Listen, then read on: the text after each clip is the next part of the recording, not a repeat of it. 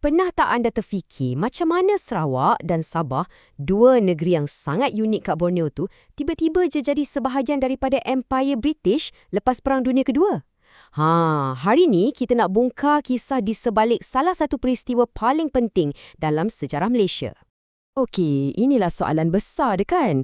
Lepas Jepun dah kalah, kenapa pula Sarawak dan Sabah ni diserahkan kepada British? Kenapa tak kembali je kepada pemerintahan asal mereka? Jom kita siasat sama-sama.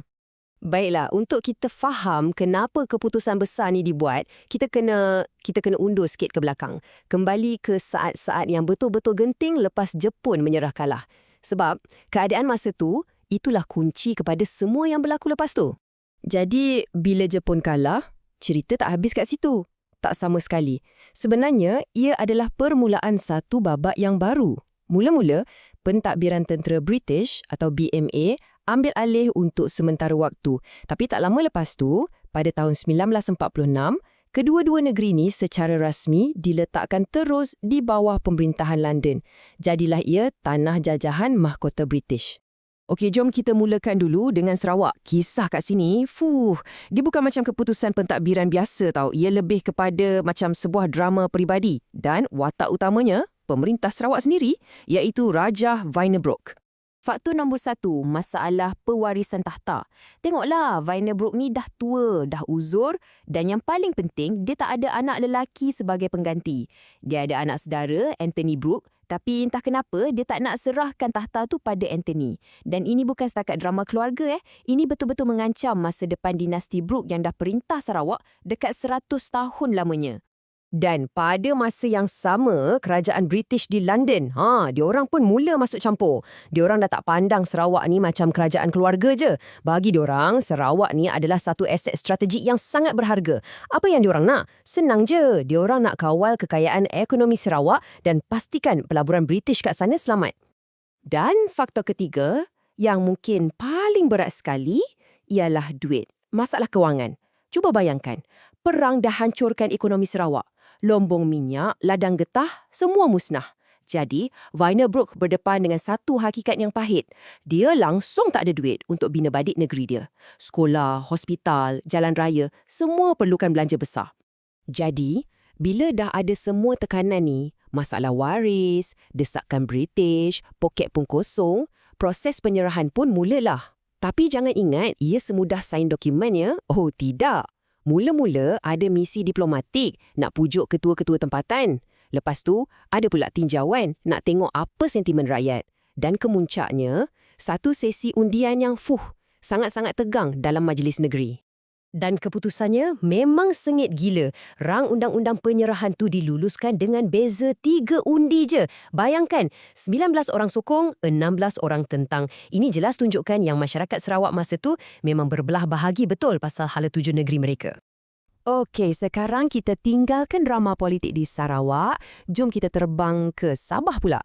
Kalau kat Sarawak tadi kisahnya pasal dilema seorang raja, kan? Kat Sabah ni ceritanya lain sikit. Dia lebih kepada satu keputusan bisnes. Tak ada drama peribadi, yang ada cuma kira-kira untung dan rugi. Perkara pertama yang kita kena faham pasal Sabah ialah ia tak diperintah oleh seorang raja. Sebaliknya, ia ditadbir oleh sebuah syarikat. Ya, sebuah syarikat bernama Syarikat Borneo Utara British atau SBUB. Cuba bayangkan SBUB ni macam sebuah syarikat korporat gergasi hari ni. Matlamat utama diorang bukan kebajikan rakyat sangat, tapi keuntungan. Jadi setiap keputusan yang dibuat semuanya atas dasar untung rugi. Dan inilah masalah paling besar yang SBUB hadapi. Sebelum perang, Sabah ni memang meriah. Pusat perdagangan yang sibuk. Tapi lepas perang, bandar-bandar utama macam Jesselton, Kudat dan Sandakan hancur lebur, ranap terus. Kos nak bina balik semua tu, sangat-sangat besar. Jauh melebihi kemampuan SBUB sebagai sebuah syarikat. Tapi bagi pihak British pula, peluang ni datang just in time. Sebab apa? Sebab masa tu Empire British dah mula goyah. Tanah jajahan macam India dan Burma dah nak merdeka. Jadi, bila nampak Sabah, diorang nampak satu wilayah baru yang kaya dengan sumber untuk ganti yang hilang tu. Lagipun, British memang dah lama kawal pertahanan dan hubungan luar Sabah. Jadi, nak ambil alih sepenuhnya tu, kira macam langkah yang logik je lah bagi diorang.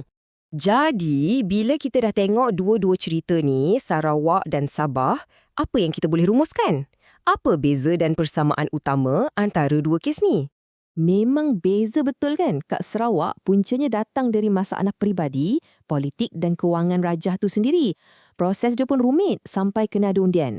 Tapi Kak Sabah, ceritanya lebih straightforward. Sebuah syarikat bisnes yang dah nak bankrupt sebab perang, buat keputusan bisnes, iaitu jual aset dia, dalam kes ni, seluruh negeri Sabah kepada kerajaan British. Senang cerita. Jadi, nampak tak? Walaupun jalan cerita diorang sangat berbeza, satu sebab dilema seorang raja, satu lagi sebab masalah kewangan sebuah syarikat, tapi pengakhirannya sama. Dua-dua Sarawak dan Sabah sampai ke destinasi yang sama, menjadi tanah jajahan mahkota British. Dan inilah titik noktah bagi era pemerintahan unik mereka dan permulaan zaman penjajahan secara langsung oleh British. Dan semua ni membawa kita kepada satu persoalan besar untuk kita sama-sama fikirkan. Adakah penyerahan ni satu langkah yang memang tak dapat dielakkan, mungkin sebab kesan kemusnahan perang dunia yang begitu dahsyat, ataupun adakah ia sebenarnya satu kehilangan kedaulatan yang besar dan tragis bagi rakyat Sarawak dan Sabah pada waktu itu? Apa pendapat anda? Fikir-fikir kan?